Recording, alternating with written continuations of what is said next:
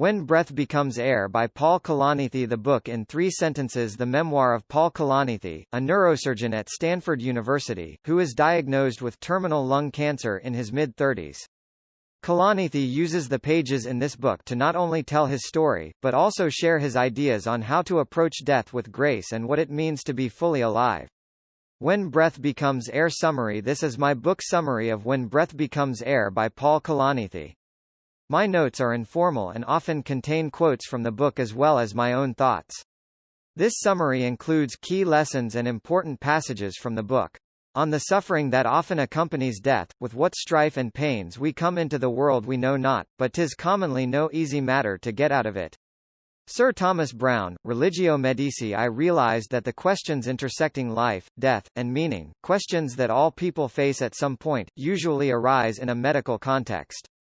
Because the brain mediates our experience of the world, any neurosurgical problem forces a patient and family, ideally with a doctor as a guide, to answer this question: what makes life meaningful enough to go on living? Learning to judge whose lives could be saved, whose couldn't be, and whose shouldn't be requires an unattainable prognostic ability. I made mistakes. Rushing a patient to the OR to save only enough brain that his heart beats but he can never speak, he eats through a tube, and he is condemned to an existence he would never want. I came to see this as a more egregious failure than the patient dying. As a resident, my highest ideal was not saving lives, everyone dies eventually, but guiding a patient or family to an understanding of death or illness.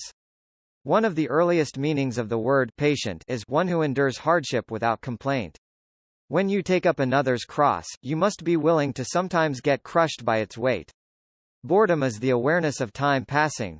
Heidegger. The pain of failure had led me to understand that in neurosurgery technical excellence was a moral requirement.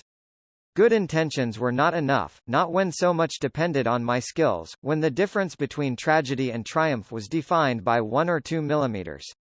Death comes for all of us. It is our fate as living, breathing, metabolizing organisms. Dealing with the fact of death is unsettling. Yet there is no other way to live. Can we become comfortable with the most uncomfortable thing in the world, death? If the weight of mortality does not grow lighter, does it at least grow more familiar? As a doctor, I was an object, a cause. As a patient, I was merely something to which things happened. Life isn't about avoiding suffering. The defining characteristic of an organism is striving. Even if I'm dying, until I actually die, I'm still living. The tricky thing about terminal illness and life, probably, is your values are constantly changing. You try to figure out what matters to you and then you keep figuring it out. How do you decide what to do with your life when you're not sure how much life you have left? Maybe in the absence of certainty we should just assume we're going to live a long time. Maybe that's the only way forward. If you believe that science provides no basis for God, then you are almost obligated to conclude that science provides no basis for meaning and, therefore, life itself doesn't have any. No system of thought can contain the fullness of human experience. Human knowledge is never contained in one person. It grows from the relationships we create between each other and the world, and still it is never complete. I sent you to reap what you have not worked for, others have done the work, and you are sharing the fruits of their labor. The Bible. Graham Greene once said that life was lived in the first 20 years and the rest was just reflection.